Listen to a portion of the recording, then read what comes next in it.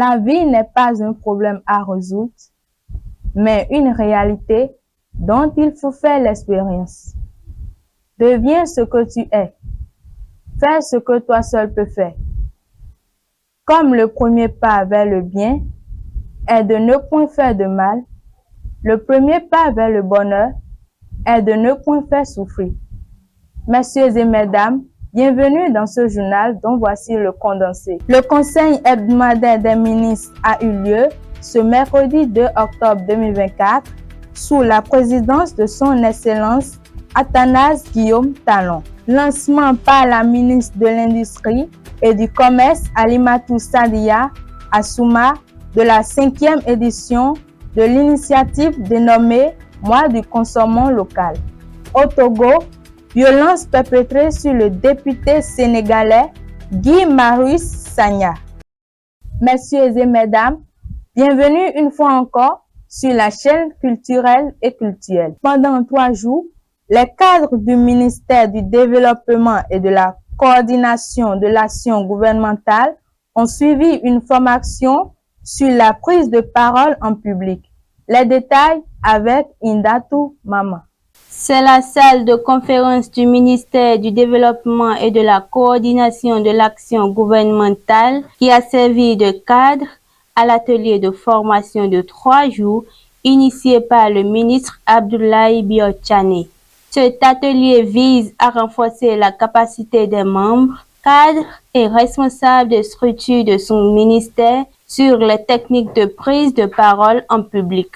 Les rendez-vous médias, les interviews après événements, bref, l'arsenal communicationnel nécessaire à la tenue d'un public et la représentativité digne du ministère du Développement et de la Coordination de l'action gouvernementale. À tout seigneur, tout honneur, les remerciements en premier lieu au ministre d'État qui a pensé cette occasion, lui dire que probablement que nous avons bien appris et que nous ferons sa fierté. Nous allons mettre à profit les outils que nous avons ici et contribuer à révéler davantage le ministère, à mettre en avant le leadership du ministre d'État et tout simplement à être au service de nos concitoyens. Cette formation vient à point nommé parce qu'elle nous a permis de pouvoir amplifier nos capacités en termes de prise de parole en public et aussi surtout valoriser tout ce qui est fait en termes d'action au niveau de notre ministère. Donc, je pars très satisfaite de cette formation de 3 jours qui nous a été faite et j'en profite pour remercier le ministre d'État qui ne s'est pas trompé sur la thématique et cela nous a permis de nous renforcer davantage et il ne doit pas avoir de souci à se faire lorsqu'il nous désigne pour que nous puissions le représenter. Lors je suis bien aguerri. J'avoue que c'est une formation qui est venue à point nommé.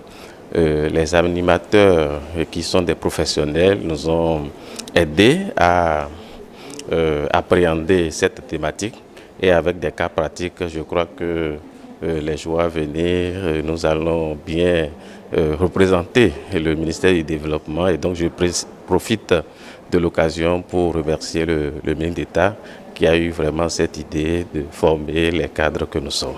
Je suis avocat de formation, j'ai l'habitude de parler en public.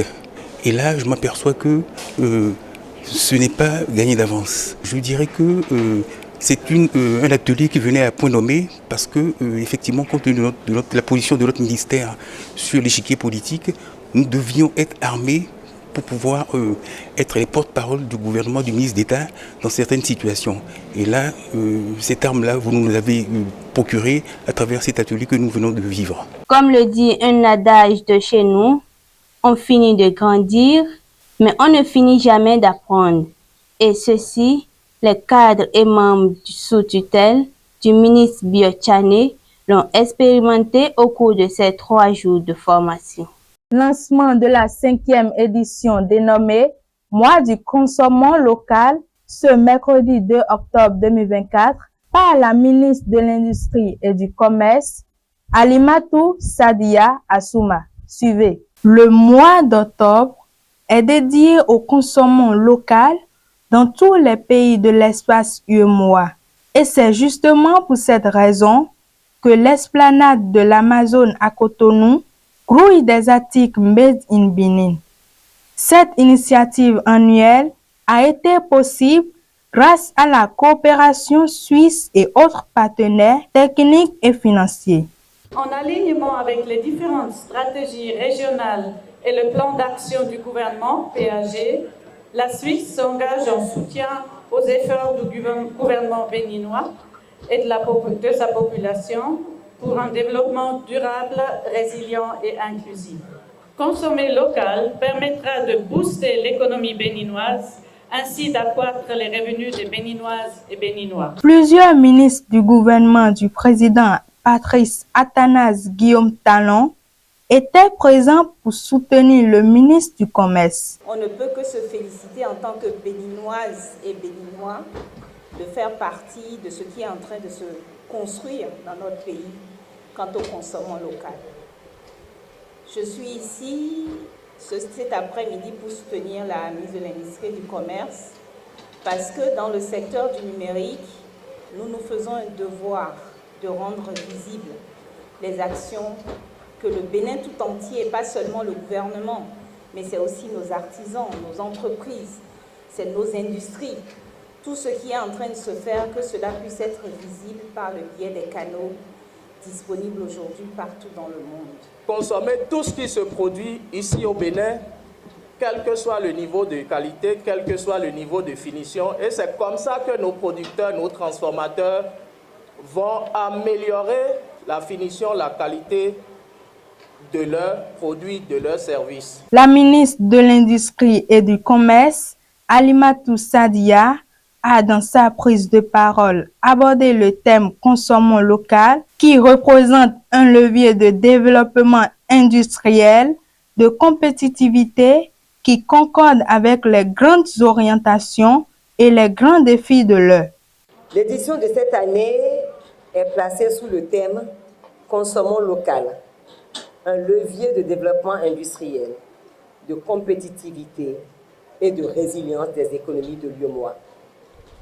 Et ce thème se trouve en parfaite concordance avec les grandes orientations que j'ai énumérées tout à l'heure, visant à transformer de façon structurelle notre économie. Il nous lance aussi un grand défi qui peut se résumer à comment faire de la consommation des produits locaux un instrument stratégique pour l'industrialisation, la compétitivité et la résilience économique de notre pays. Quelques chefs d'entreprise ont donné leurs avis sur l'organisation et le thème choisi cette année. L'événement a été subdivisé en villages. Nous avons des villages artistiques et des villages de promotion de nos produits locaux.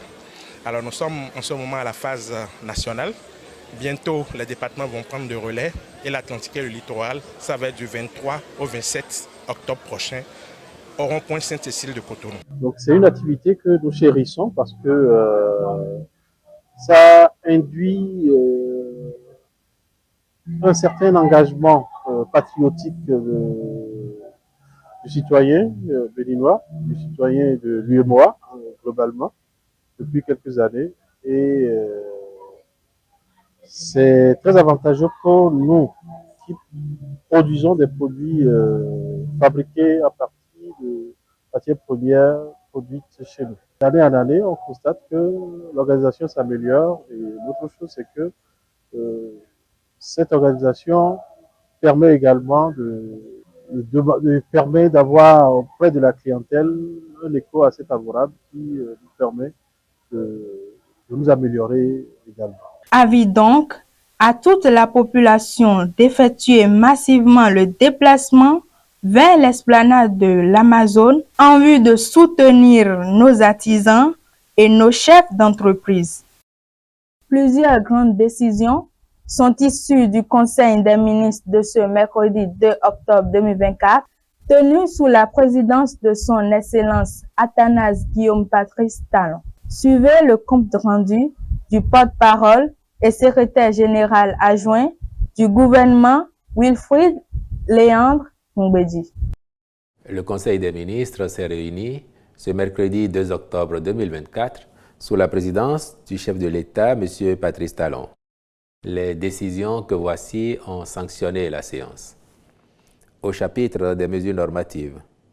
En point 1, transmission à l'Assemblée nationale pour autorisation de ratification de l'accord d'établissement du Global Green Growth Institute, GGGI. Le GGGI est nanti du statut d'organisation internationale intergouvernementale depuis octobre 2012 et travaille avec de nombreux pays à travers le monde pour promouvoir la croissance économique durable. Il en est de même s'agissant de la lutte contre le changement climatique. Cette institution fournit également des conseils techniques en mobilisant des financements et en facilitant le partage de connaissances et de bonnes pratiques. L'adhésion de notre pays à son accord d'établissement lui permettra de se faire accompagner en vue notamment du développement du cadre réglementaire et institutionnel pour faciliter la monétisation des actifs nationaux liés au carbone. En point 2, création de l'Académie logistique de Ouidah et approbation de ses statuts. Pour faire efficacement face aux défis sécuritaires en Afrique, et plus particulièrement dans notre sous-région, une plus grande professionnalisation des armées est requise, notamment à travers le renforcement de capacités des personnels en matière de logistique. À cet effet, notre pays a engagé des discussions avec des partenaires européens en vue de la mise en place d'un centre de formation répondant aux normes et standards internationaux. D'où la création de la présente académie basée à Ouidah et dont les statuts ont été, par la même occasion, adoptés. Elle sera ouverte au personnel des forces de défense et de sécurité, ainsi qu'au personnel civil spécialisé dans une des fonctions de la logistique.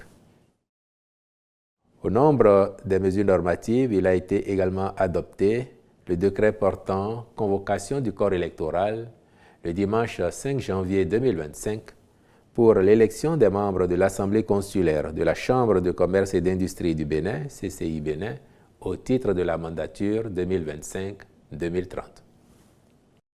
S'agissant des rencontres et manifestations internationales, il a été autorisé sous cette rubrique. La célébration au Bénin, le 5 octobre 2024, de la 31e Journée mondiale des enseignants, de même que l'organisation au Bénin, du 2 au 4 octobre 2024, de la 19e réunion des ministres chargés des télécommunications, TIC, digitalisation et de la poste de la CEDEAO. Du 6 au 8 octobre 2024, de la 6e édition de la Journée mondiale du coton.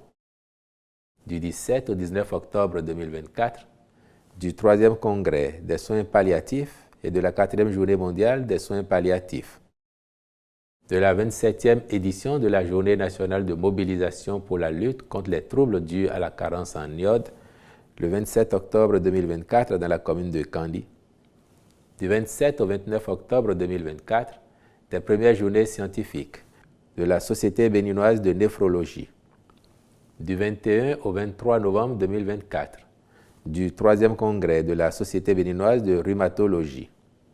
Du 5 au 7 décembre 2024, du 4e congrès international de la Société béninoise de cardiologie, conjointement avec le 3e congrès international de l'Association des sociétés de cardiologie de l'Afrique de l'Ouest et du Centre.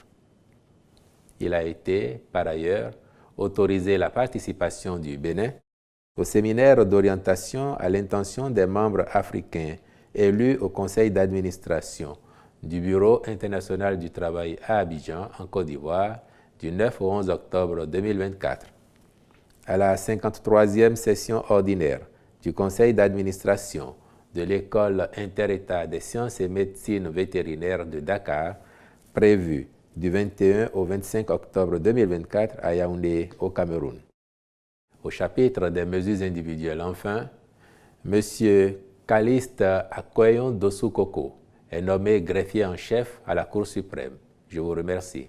Du compte rendu du Conseil des ministres, nous passons à la prière périodique qu'organise Son Excellence l'Empereur mondial des Ogboni, tenue du 4 au 5 octobre 2024 dans son palais à Cotonou, où son credo pour la paix a été réitéré. Les détails avec Brice Atindéou. La paix, la paix, la paix, la paix, la paix, la paix, paix, la paix, la paix, la paix, la paix, la paix, la paix. La paix n'est pas un vain mot, mais plutôt un comportement, dit-on. Nous sommes ici au palais de l'empereur mondial de la fraternité des Ogboni au Bénin. Son éminence, El Hadj Adam Abibou Olobe, couronné empereur depuis 2009, qui se bat pour la paix au Bénin, en Afrique et dans le monde. Pour que cette paix règne dans notre monde commun, il faudrait comprendre le langage de la paix. Il est également empereur mondial de la paix. Ce moment de prière est plus que jamais capital pour l'enracinement de la paix ici au Bénin et dans le monde. C'est pour cette raison que cette prière, initiée par l'empereur mondial, est dite à une heure où les esprits du mal se lèvent pour détruire. Il en profite pour les empêcher d'accomplir leur sale dessein. Notons que cette prière est dite périodiquement. La cour impériale de la fraternité des Ogboni de Olobe est constituée de 3 palais où l'on se rend pour des rites bien déterminés. L'empereur est entouré de ses ministres et des Amazones. Nous nous sommes rendus au palais numéro 1 de l'Empire. C'est ici le lieu d'invocation à Dieu, aux esprits bienveillants et aux mânes de nos ancêtres. Ce lieu est également un temple de l'enseignement des valeurs culturelles et endogènes qui prônent la paix. Au palais numéro 1, les adeptes de la fraternité scandent chants et louanges en l'honneur des anges. La cloche qui résonne signale l'entrée de l'empereur mondial et de sa suite. La veillée dirigée par l'empereur lui-même évoque prière et foi insistante de la fraternité à l'endroit du président de la République. Son Excellence Athanase Guillaume Talon et son gouvernement, les institutions d'État et les familles du Bénin et du monde entier, afin qu'au grand jamais, la guerre ne vienne au Bénin et que disparaissent les foyers de tension à travers le monde. La paix! La paix! La paix! La paix au Bénin! La paix au Bénin! La paix au Bénin! La paix au Bénin! La paix dans le corps de l'État dans l'ambiance maternelle! La paix, rien que la paix dans son corps! La paix, rien que la paix dans son corps! La paix dans tout son gouvernement! La paix dans tout son gouvernement! La paix dans toutes les institutions béninoises! La paix dans toutes les institutions béninoises! La paix, rien que la paix au Bénin! La paix, rien que la paix au Bénin! Il n'y aura jamais troisième guerre mondiale. Comme un bon berger, il conduit ses enfants de la fraternité en bon pasteur. L'enseignement donné par l'empereur mondial au cours de cette nuit de prière est basé sur la culture de la paix dans notre pays, le Bénin. Pour l'empereur, et plus qu'une certitude, les malheurs des humains proviennent de l'hypocrisie et de leur syncrétisme. Si la vérité prend place, l'hypocrisie et le mensonge disparaîtront et il fera bon vivre dans ce monde, a-t-il martelé. Il faut que chacun de nous tous aussi, vous priez, nettoyez bien vos cœurs. Vous ne nettoyez pas vos cœurs. Vous ne s'aimez pas. Pourquoi vous ne s'aimez pas? Laissez la haine, écoutez-moi, le jour dit 2 mètres carrés. 2 mètres carrés, vous allez regretter, vous ne pouvez pas venir ici pour venir et arranger tout le mal que vous avez fait. Non, là, abadan, c'est ce que vous avez fait que vous allez récolter dans 2 mètres carrés. Ça, c'est ça qui est en train de vous dire. Vous faites trop du mal.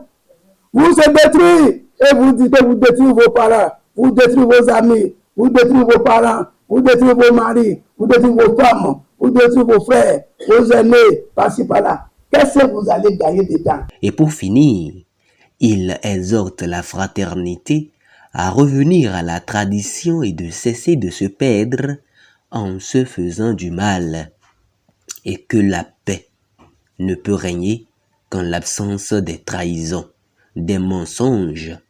Il exhorte à cultiver la paix, rien que la paix dans la vérité. Dieu pardonne, mais la nature ne pardonne pas. Évitons la jalousie, la reine et notre monde sera une terre paisible.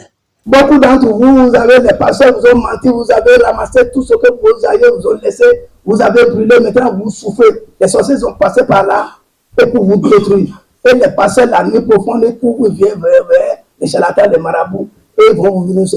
Moi, il me connaît. La tradition est le père de tout le monde.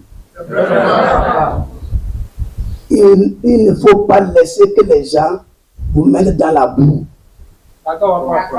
Vous voyez comment les gens meurent aujourd'hui. Il faut que chacun de vous tous passe directement à la droiture qu'on appelle la vérité. Dieu pardonne, la nature ne pardonne pas. Suivez la vérité rien que la vérité. Au moment que nous travaillons sur la rentrée de nos frères à la maison, au moment que Dieu nous est en train de nous fortifier, est en train de nous mettre les cachets, ils ne sont plus là. Non, mes aïeux des aïeux. C'est ce qu'on appelle la tradition, c'est ce qu'on appelle l'Igri. Oh, Wabadou Bongo. A commencé à nous dire, nous on n'a pas acheté, on n'a pas appris. Nous on est au bout, on est le pouvoir de la tradition. Suite à ces messages forts, les adeptes de la fraternité se sont rendus au 3e palais où joie et gaieté se sont manifestés sous la résonance des tam-tams, gongs, chants et parts de danse. Tous au rendez-vous, l'empereur a quant à lui montré sa vigueur en esquissant des parts de danse. Une joie débordante et incommensurable a gagné tous les cœurs.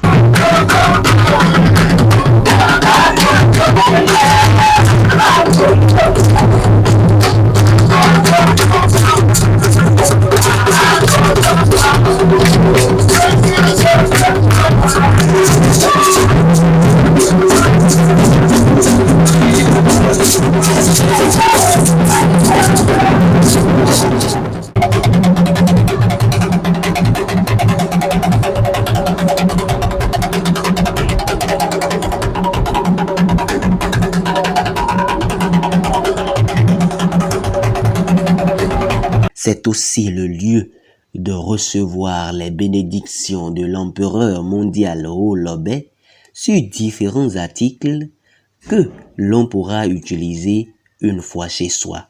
L'empereur mondial Ho-Lobé, en tant que garant de la paix, n'a pas manqué d'aborder la situation politique qui défraie la chronique et a profité pour informer les adeptes de la tenue effective du pèlerinage au pied des Mabelles de Savet en décembre prochain.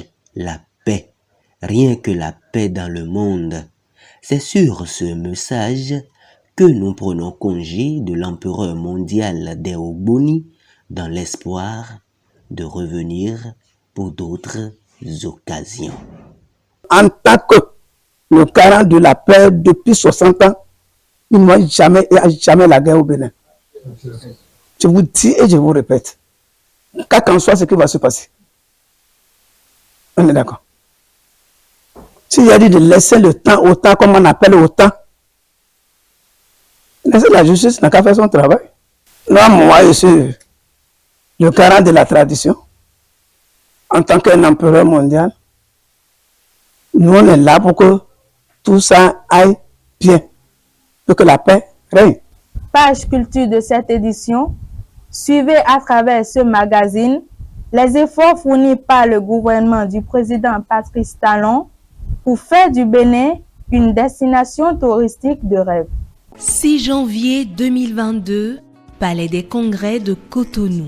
Ce jour, un programme qui va faire du Bénin un véritable hub touristico-culturel est lancé. Le programme quinquennal 2021-2026 du gouvernement du président Patrice Talon. C'est une ambition qui a pris corps depuis 2016. Cette vision de mettre le meilleur potentiel dont dispose le Bénin au cœur des stratégies de développement pour la création de richesses et d'emplois au profit de la jeunesse.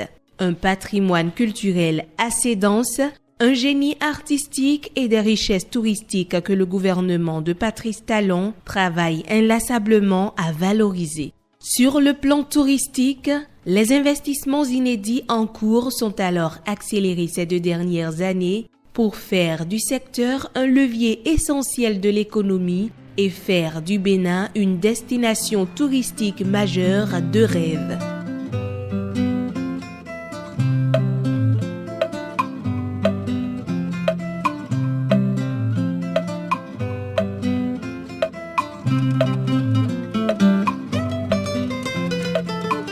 Des investissements massifs de plus d'1,250 milliard de francs CFA dans le secteur pour soutenir le pari de la mise en tourisme de la destination et générer plus de 700 000 emplois. Après 2 ans d'exercice, la réalisation des projets et réformes touristiques contenus dans le PAG 2021-2026 connaissent de grandes avancées. Nous notons également la réalisation en cours à Cotonou du mur de graffiti le plus long du monde avec l'intervention de grandes signatures du monde de l'art.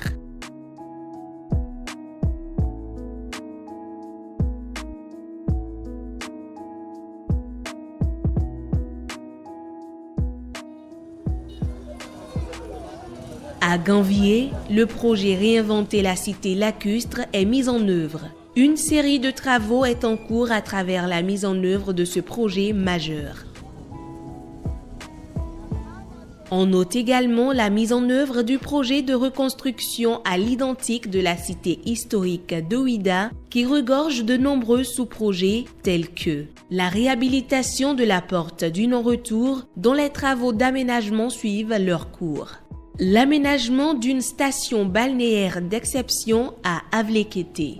La construction d'un complexe touristique marina près de la porte du non-retour à Djegbadji. La réhabilitation de la Maison internationale de la mémoire et de l'esclavage MAM à Ouida au sein du fort portugais.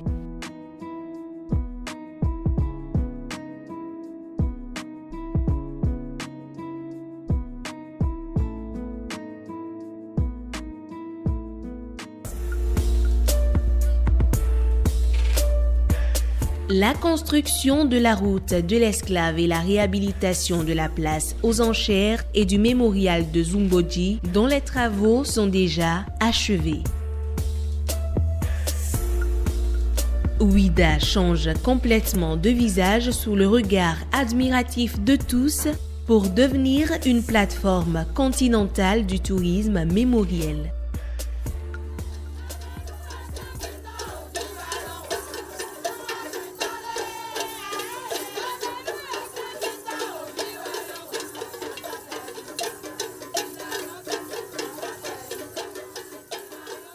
À Porto Novo, la réhabilitation du musée ethnographique Alexandre Sénois d'Andé et du musée romain, sans oublier les travaux de construction du musée international Vaudou MIV, évoluent sans anicroche. Il y a un certain nombre d'autres choses qui sont en cours. Il y a un autre couvent qui est à Djara, à Soké, le couvent Revioso, qui également sera achevé d'ici quelques mois. Vous avez à travers le pays un certain nombre d'infrastructures, que ce soit à Cotonou, que ce soit à Porto Novo, que ce soit à Ouida, que ce soit à Bomé, que ce soit à Niki.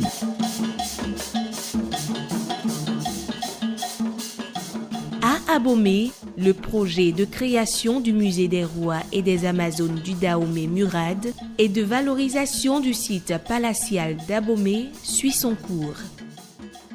À Niki, dans le nord Bénin, les travaux de construction du palais royal de Niki connaissent une avancée remarquable et le gouvernement travaille inlassablement avec l'UNESCO pour que la Gani soit considérée comme un patrimoine immatériel. Autre chantier touristique, la construction du nouveau palais royal de Niki et de la reine de la Gani. La mise en tourisme effective de la route des Tatas. Le démarrage des travaux de rénovation de l'hôtel Tata Somba. Le gouvernement met aussi les petits plats dans les grands pour faire de la Pendjari un parc de référence de l'Afrique de l'Ouest. Tous les sites touristiques et leurs voies d'accès vont être aménagés. Pour ce qui est des réformes structurelles du secteur du tourisme, le gouvernement a amélioré le processus d'octroi des agréments et licences d'exploitation aux établissements hôteliers et touristiques. Tout ceci pour une modernisation de la gouvernance du secteur. Les acteurs du secteur privé se sont alors mobilisés aux côtés du gouvernement pour accompagner cette vision noble matérialisée par des actions concrètes.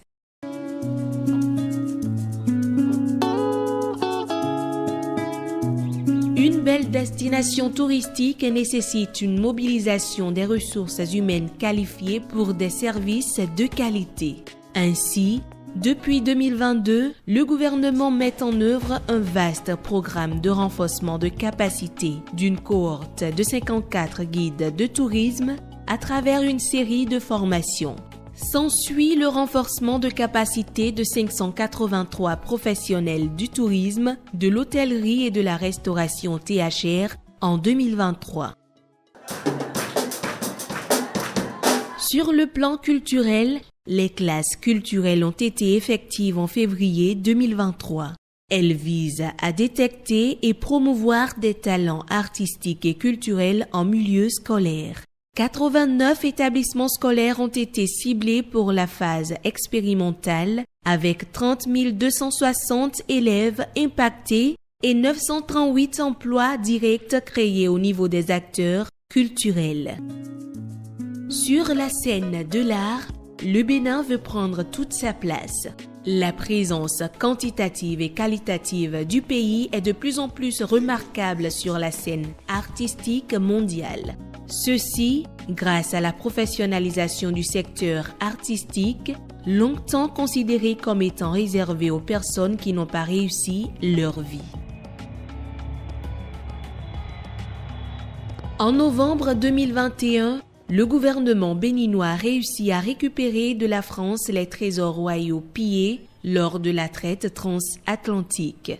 Ces œuvres, exposées des mois durant au palais de la Marina, ont été visitées par 221 705 personnes provenant de 78 pays en 60 jours d'ouverture. La réussite de cette exposition Art du Bénin d'hier et d'aujourd'hui, de la restitution à la révélation, impressionne plus d'un, aussi bien sur le plan national qu'international. Le volet contemporain de cette exposition est alors exporté et mis en itinérance au Maroc, au musée Mohamed VI. Le Bénin a également participé à l'exposition Dubaï 2020 qui a eu lieu en 2022.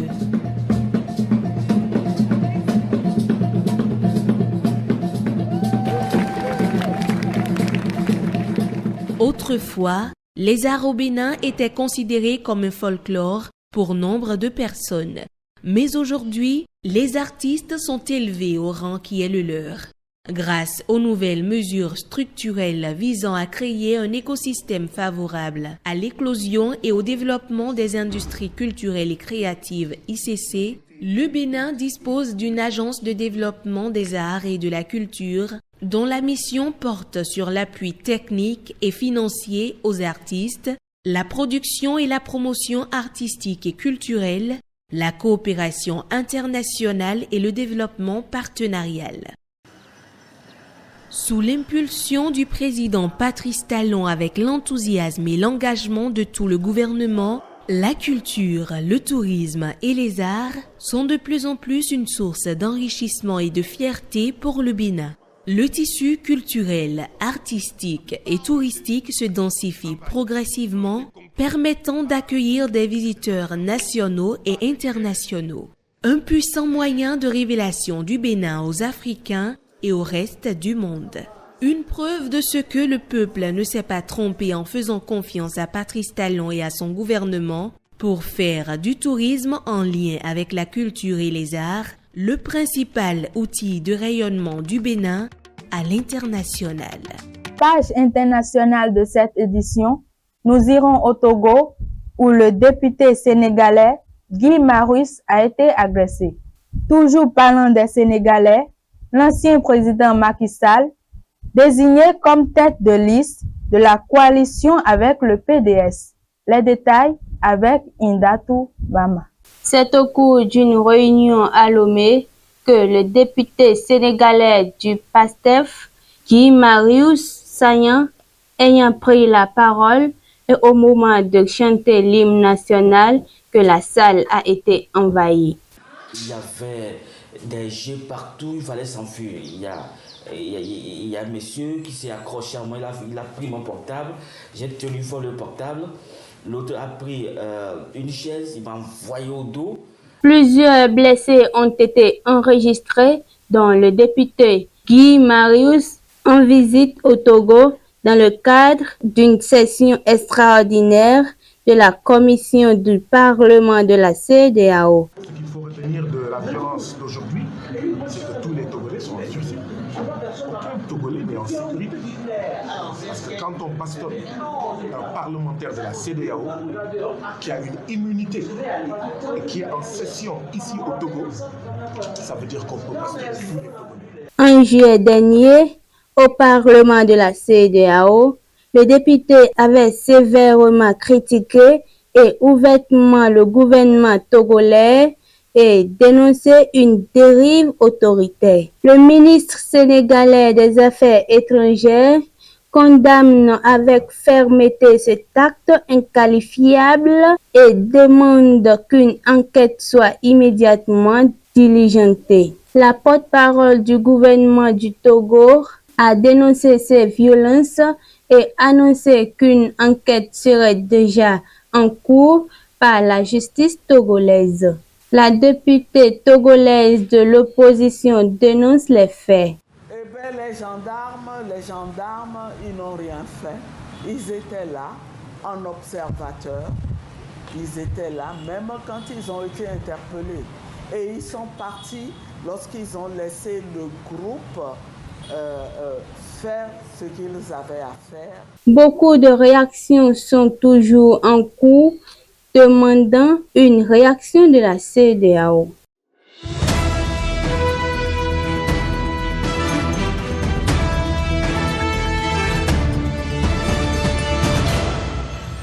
Au Sénégal, l'ancien chef de l'État Macky Sall a été choisi comme tête de liste. Dans le cadre des législatives du 17 novembre 2024 au Sénégal, l'ancien chef de l'État Macky Sall a été choisi comme tête de liste de l'une des coalitions de l'opposition. Quant au PASTEF, c'est le Premier ministre Ousmane Sonko qui a été choisi. Selon Pape Mahawa Diouf, l'un des cadres de l'APR, le choix de l'ancien président Macky Sall est un choix naturel, car sa personnalité et son bilan continuent de parler de lui. Beaucoup d'interrogations taraudent quant à l'aboutissement des législatives, surtout dans un climat où l'opposition est divisée en 3 grandes coalitions. Vivement qu'une union soit faite afin que l'opposition parle d'une seule voix. Quant à la mouvance, nous leur souhaitons bonne chance. Page sport de cette édition. Suivez dans cette page sport le programme annoncé des Guépards Junior U20. Préparatifs UFOAB. Conformément au programme annoncé, les Guépards Junior U20 ont pris leur quartier général depuis ce mercredi en matinée, sous le leadership du manager général des équipes de catégorie. Le groupe a eu sa première séance de mise en route dans l'après-midi. À partir de ce jeudi, le groupe a été soumis à un rythme de 2 séances quotidiennes et ce jusqu'au dimanche. La semaine prochaine sera décisive puisque le staff procédera à la réduction de l'effectif de sorte à avoir autour de 25 joueurs en milieu de semaine et avoir le groupe définitif en fin de semaine. Mais avant cela, retenons que les 33 joueurs convoqués ont répondu présents à l'appel avec l'arrivée hier soir et aujourd'hui des 4 joueurs évoluant au Ghana et en Europe. Au menu se joue le travail de mise en route avec des exercices de sortie de balle, d'attaque-défense et des oppositions triangulaires, tantôt sur espace réduit et après sur tout le terrain. Dans cette phase de présélection, le staff technique a annoncé plusieurs combinaisons de paires en défense, en milieu et en attaque afin de ne pas se tromper sur les choix.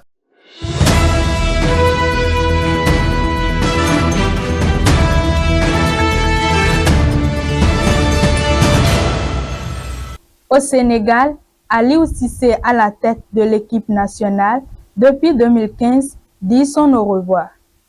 À la tête de l'équipe nationale depuis 2015, le natif de Ziguinchor aura comporté la Coupe d'Afrique des Nations 2022 tout en atteignant la finale en 2019. Il aura aussi qualifié les Lions de la Teranga pour les Coupes du Monde 2018 et 2022, huitième de finale. La FSF tient à remercier M. Aliou Cissé pour sa bonne collaboration et ses brillants résultats à la tête des différentes sélections nationales qu'il a eu à diriger depuis son arrivée en 2011 et lui souhaite plein succès pour l'avenir. Peut-on lire dans un communiqué de la Fédération sénégalaise de football.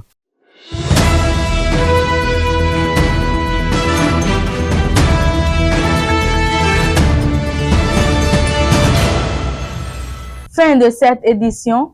Merci de m'avoir reçu chez vous et à bientôt pour une nouvelle édition sur IFTV International, la télé du culturel et du cultuel.